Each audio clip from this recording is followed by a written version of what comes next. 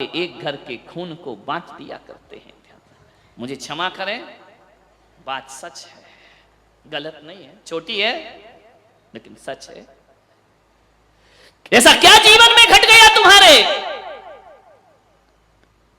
कल तक तो ये हाल था कि चार भाई एक थाली में भी खा लेते थे। अरे जिस बाप ने इस घर को चार बेटियों को पाल पोस करके विवाह करके विदा कर दिया, उस समय वह घर छोटा नहीं लगा। एक बहू क्या आती है, वो कहती है कि मकान छोटा है। ध्यान रखना, जहां चार चार बेटियां पल गई, जहां चार चार बेटे पल गए, उनके लिए मकान छोटा नहीं लगा। एक क्या शहजादी आ जाती है, उसे मकान छोटा लगता है। ध्यान रखिए मान्यवर, एक परिवार की चर्चा कर रहा हूं मैं, ध्यान रखना। एक खून ऐसा आ जाता है हमारे घर में जो हमारे खून को बांट देता है। भाई भाई के खून तो एक ही हुआ करते हैं, एक पराया खून आता है। एक बात का दुख तो तब होता है कि जिस खून को बड़े बाजे गाजे के साथ विवाह करके लाते हैं, एक बात याद रखना, वह खून जो शादी करके घर में आता है, मैं कहता हूं वो खून ऐसा पराया खून है, वो कभी इस घर को अपना घर नहीं समझ पाता है, कभी इन माँ बाप को अपना माँ बाप नहीं समझ पाता है, कभी देवर को भाई नहीं समझ पाती है, कभी ननंद को बहन नहीं समझ पाती है। वो हमेशा दूरियां बना करके रहा करती है। एक बात याद रखना, यदि इस घर को अपना घर मान लिया होता तो आज ये दशा घरों की होने वाली नहीं थी। एक बात स्मरण में रखना, यदि ये घर तुमने अपना घर माना होता तो कभी तुम अपने पति से ये नहीं कह रही होती, शाम को जब वो थका हारा लौट करके आता है, भोजन करता है, कमरे में जाता है, वहां पर शिकायतों की लिस्ट तैयार रहा करती है। तुम्हारी माँ ने मुझे ऐसा कहा, तुम्हारे पिताजी ने मुझे ऐसा कहा, तुम्हारे भाई ने मुझे ऐसा कहा। क्या करे वो बेचारा, वो लड़का न पत्नी का हो पाता है, न माँ का हो पाता है, न परिवार का हो पाता है, न वो इधर कुछ बोल पाता है, न उधर कुछ बोल पाता है। पहले तो कहा जाता था कि बेटियां जाके ससुराल में दुखी होती हैं, वो चार लोगों को दुख बता देती हैं। लेकिन ये कुंवारे छोरे जब शादीशुदा हो जाते हैं ना, माँ का पक्ष लेते हैं तो पत्नी आंख दिखाती है, और पत्नी का पक्ष लेते हैं तो माँ आंख दिखा। स्थिति बहुत गंभीर है लेकिन नियंत्रण में है। जब तक पुलक सागर मौजूद हैं तब तक नियंत्रण में स्थितियां रहेंगी आपके घरों की। बहुत परेशान हो जाता है वो, जब वो बेटा समझाता है कि माँ बूढ़ी है, बुजुर्ग है, कोई बात नहीं, कह दिया तो कह दिया, क्या होता इसमें, क्या बुरा मानना। सुनो, माँ तुम्हारी है, तुम सुनो, हम सुनने वाले नहीं। अत श्री महाभारत प्रस्तुत करता गोदरेज। ध्यान रखिए, थोड़े से जीवन को बदलिए। हर बात वो पति से ही कहेगी और ये उसका हक है। ध्यान रखिए, समझने को तैयार क्यों नहीं होते हो?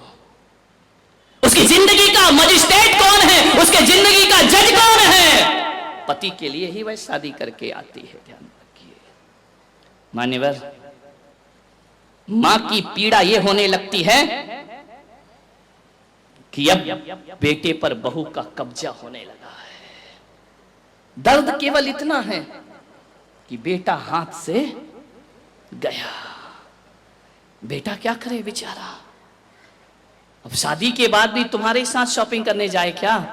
शादी के बाद भी तुम्हारे साथ पिक्चर देखने को जाएगा? शादी के बाद अरे एक आध बार चला भी जाएगा, कभी तो उसको अपनी पर्सनल लाइफ जीने दो। ध्यान रखिए मान्यवर, लोग कहते हैं कि बहुएं परेशान है, जहां तक मेरा अनुभव है बेटे बहुत परेशान हैं।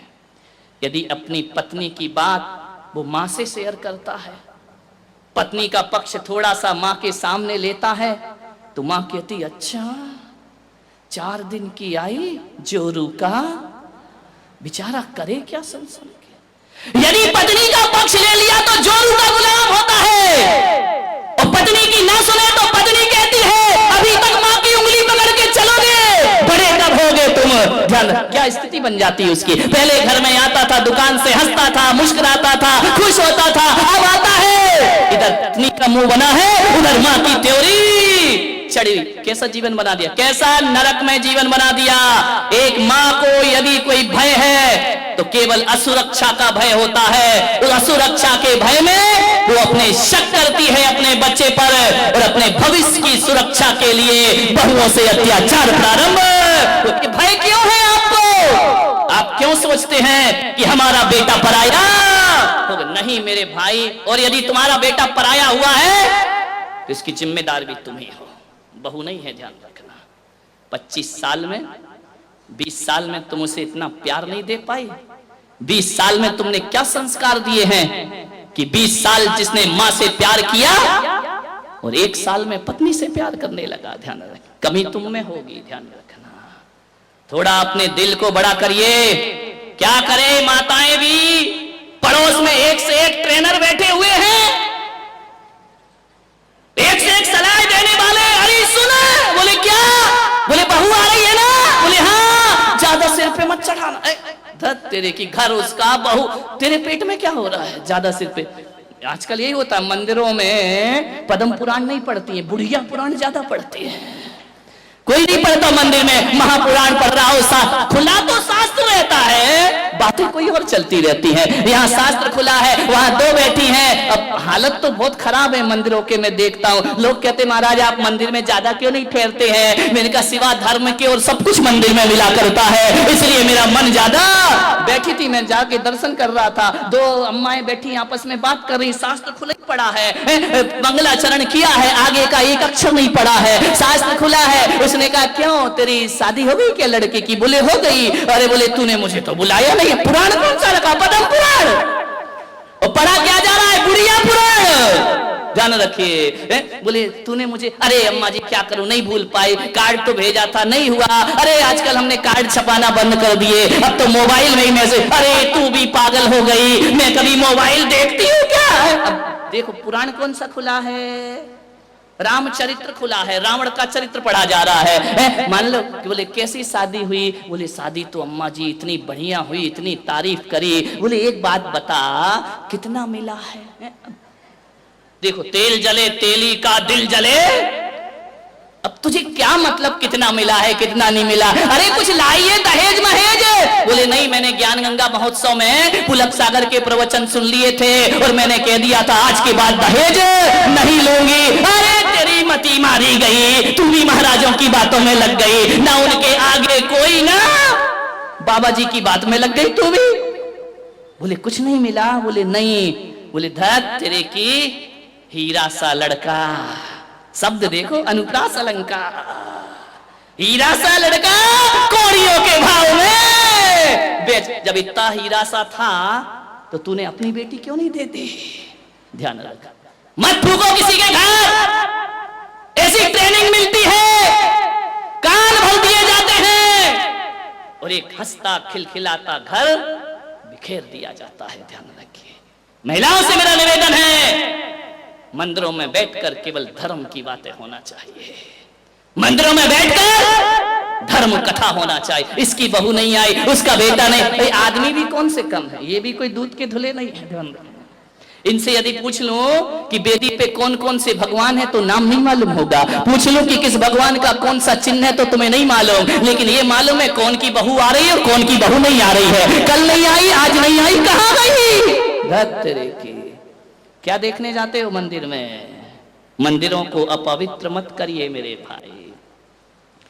किसी भी सास के कानों में ऐसी गंदगी मत डालो।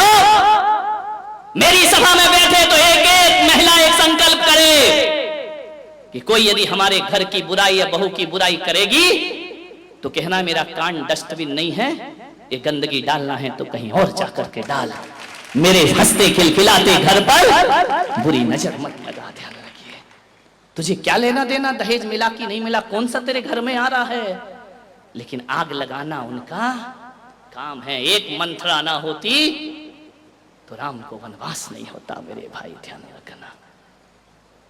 कौन कहता है कि मंथरा नहीं है, मोहल्ले में 2-4 तो होती हैं, ध्यान रखना, जिनका काम घरों में आग लगाना हुआ करता है।